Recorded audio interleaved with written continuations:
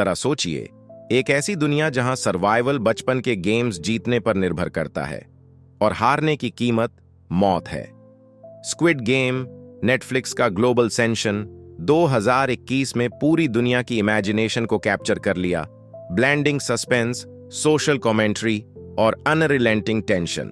लेकिन क्या चीज इस साउथ कोरियन ड्रामा को इतना ग्रिपिंग बनाती है और ये दर्शकों के दिलों में इतनी गहराई से क्यों गूंजा? आज हम स्क्विड गेम सीजन 1 की मेज में उतरेंगे।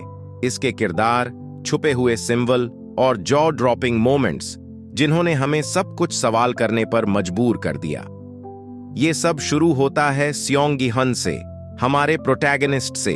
एक ऐसा इंसान जो कर्ज में डूबा हुआ है, अपने परिवार से दूर हो चुका है और उम्मीद की एक पतली डोर से लटक रहा है। लेकिन उसकी परेशानियां अनोखी नहीं हैं। स्क्विड गेम एक यूनिवर्सल फियर को छूता है, फाइनेंशियल डेस्परेशन। 450 से ज्यादा पार्टिसिपेंट्स जो अपनी अपनी निराशा में डूबे हुए हैं के साथ यह शो एक ऐसा मंच बनाता है जो हमारी असलियत से बेहद करीब लगता है। आप 45 करोड़ 6 लाख लगभग 38 लाख अमेरिकी डॉलर के लिए क्या करेंगे? इन कंटेस्टेंट्स के लिए यह लग्जरी नहीं है, यह सर्वाइवल है।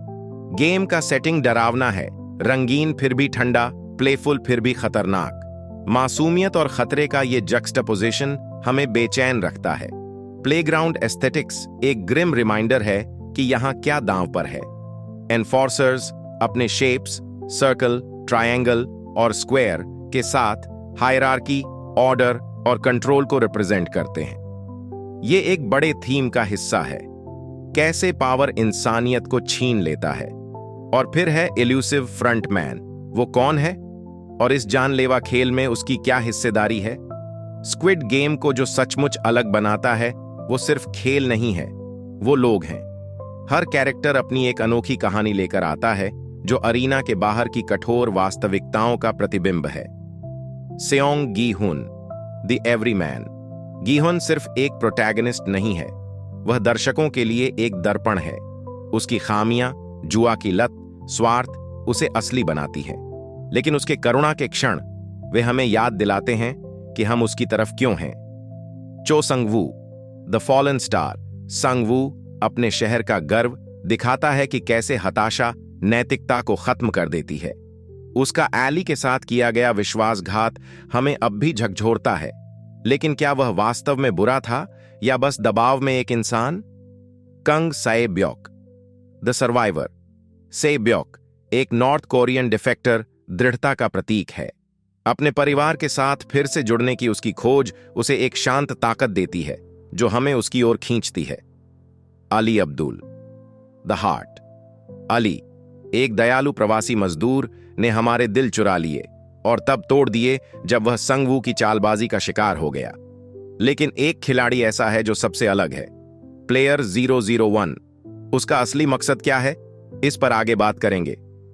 स्क्विड गेम के केंद्र में हैं 6 बचपन के खेल। हर एक खेल पहले से ज्यादा क्रूर, लेकिन ये केवल कौशल के परीक्षण नहीं है, ये मानव मनोविज्ञान का प्रतिबिंब है। Game 1, red light green light. खौफ यहीं से शुरू होता है। इस खेल की सरलता ही इसकी ताकत है।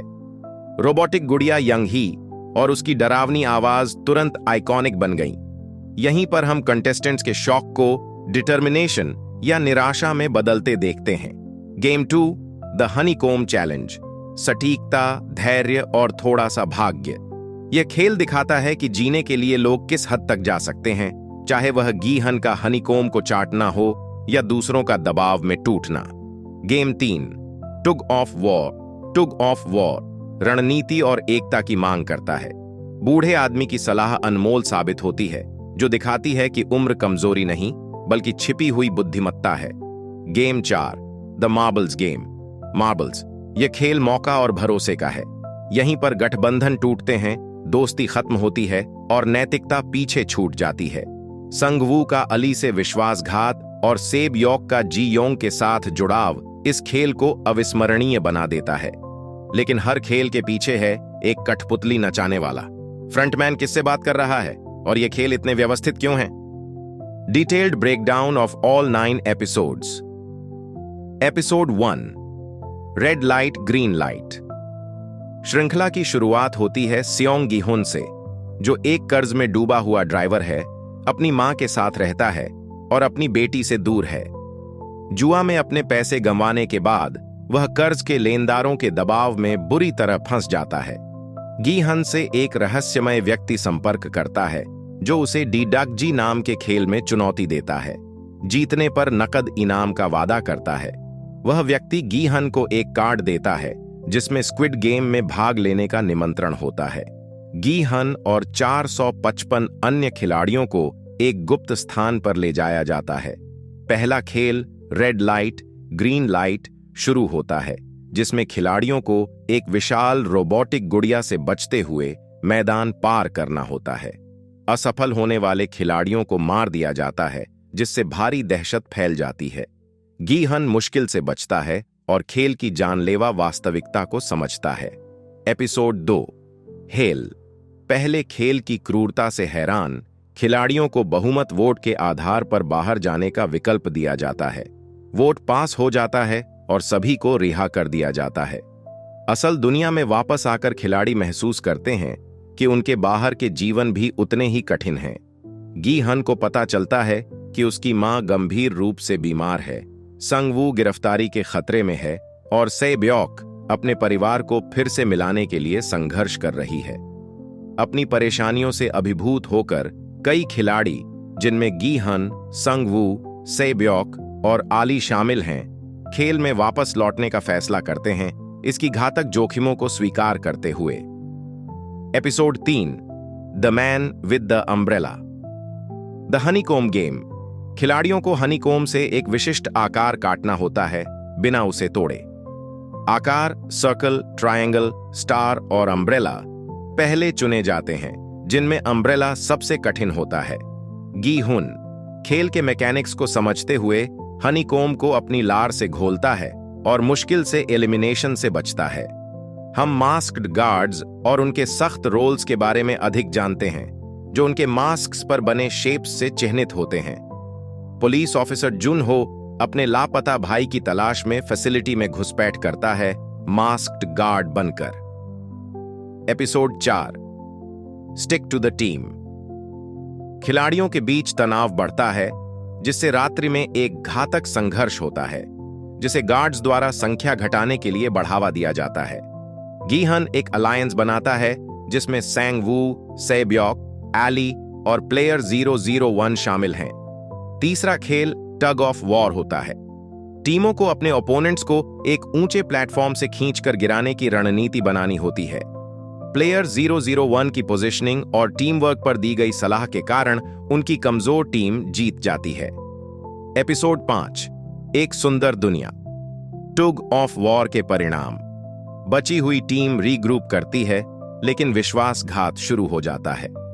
जुनहो खेल के आयोजकों के बारे में परेशान करने वाली जानकारियां खोजता है, जिसमें ह्यूमन ट्रैफिकिंग और ऑर्गन हार्वेस्टिंग शामिल हैं। जुनहो को पता चलता है कि उसका लापता भाई शायद इन खेलों का हिस्सा था। Episode 6 Ganbu. खिलाड़ियों को टीमों में जोड़ा जाता है, लेकिन नियम यह प्रकट करते हैं कि प्रत्येक जोड़ी को प्रतिस्पर्धा करनी होगी और हारने वाले को एलिमिनेट कर दिया जाएगा। गी-हुन धोखे का सहारा लेते हुए प्लेयर 001 को हराता है, जो डिमेंशिया से पीड़ित लगता है। संग-वू अली को धोखा देकर उसकी जीत छीन लेता है। से-ब्योक जी-योंग के साथ एक बंधन बनाती है, जो से-ब्योक की सर्वाइवल के लिए खुद को बलिदान कर देती है। प्लेयर 01 अपनी हार स्वीकार करता है और ऑफ स्क्रीन एलिमिनेट कर दिया जाता है, जिससे गी-हन दुखी हो जाता है। एपिसोड 7 वाईपी का आगमन। अमीर संरक्षक खेल देखने के लिए आते हैं, कॉन्टेस्टेंट्स की जिंदगी को एंटरटेनमेंट की तरह देखते हुए। खिलाड़ियों को टेम्पर्ड और फ्रैजाइल ग्लास पैनल से बने पुल को पार करना होता है, यह अनुमान लगाते हुए कि कौन सा पैनल उनके वजन को सहन करेगा। गी-हन मुश्किल से बचता है, संग-वू और से-ब्योक के साथ, लेकिन कई खिलाड़ी अपनी जान गंवा देते हैं। से-ब्योक गंभीर रूप से घायल हो जाती है और बचे हुए खिलाड़ियों के बीच तनाव बढ़ जाता है। Episode 8 frontman. जुनहो को पता चलता है कि फ्रंटमैन उसका लापता भाई इन्हो है, जो एक पहले के खेल का विजेता बनकर इसका हिस्सा बन गया था। इन्हो जुन्हो को गोली मारता है, जिससे उसकी स्थिति अनिश्चित हो जाती है। गीहन, संगवू और सेइब्योक अंतिम खेल की तैयारी करते हैं। सेइब्योक की हालत बिगड़ती है और वह गीहन से मदद की गुहार लगाती है। सांगवू अपनी महत्वाकांक्षा में सेइब्योक को मार देता है और खुद को अंतिम दौर में सुनिश्चित करता है। Episode 9 one lucky day, the squid game finale. Gihun और सांगवू बचपन के खेल स्क्विड गेम के एक क्रूर संस्करण में आमने सामने होते हैं। गीहन जीत जाता है, लेकिन संगवू को मारने से इनकार कर देता है और उसे आत्मसमर्पण करने का मौका देता है। संगवू अपराध बोध से ग्रसित होकर अपनी जान ले लेता है। गीहन की वापसी। गीहन घर लौटता है और पाता है कि उसकी मां की मृत्यु हो चुकी है। इनाम की धनराशि जीतने के बावजूद वह खाली और खोया हुआ महसूस करता है।